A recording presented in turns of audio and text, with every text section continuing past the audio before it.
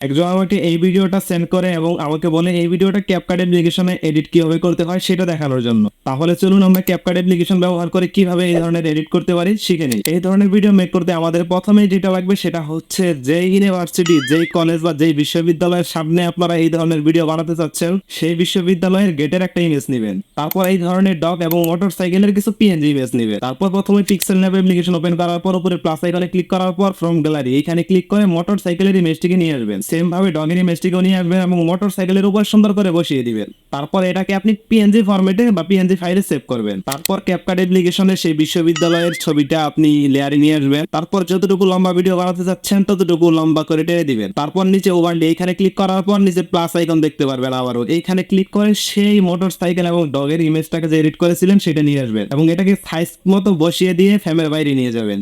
তারপর এটা সিলেক্ট করে এটাকেও টেনে ভিডিওর সমান করে দিবেন। তারপর এটার শুরুতে এই লাঠিটা রেখে এইখানে ক্লিক করবেন। এবার শেষের দিকে চলে যাবেন, সেখানেও গিয়ে এইখানে ক্লিক করবেন আর এই মোটরসাইকেলটাকে ধরে টান দিয়ে এই সাইডে বের করে দিবেন। সেম ভাবে আবারও আপনি আরেকটি মোটরসাইকেল নিয়ে আসবেন, এটারও শুরুতে এই লাঠিটা রেখে এখানে একটা ক্লিক দিবেন, দেখবেন একটা ডট চলে এসেছে। তারপর একটু সামনে আসবেন, আবারও এখানে ক্লিক করবেন। তারপর মোটরসাইকেলটা আকাশে উড়ে যাচ্ছে এমন একটা ভাব করবেন। তারপর আরেকটু সামনে গিয়ে এখানে ক্লিক করে মোটরসাইকেলটা এবার নামতেছে এইরকম করবেন। তারপর আরেকটু সামনে গিয়ে মোটরসাইকেলটাকেও টান দিয়ে বের করে দিবেন। দেখবেন আপনিও এই ধরনের ভিডিও সুন্দর করে মেক করে ফেলেছেন।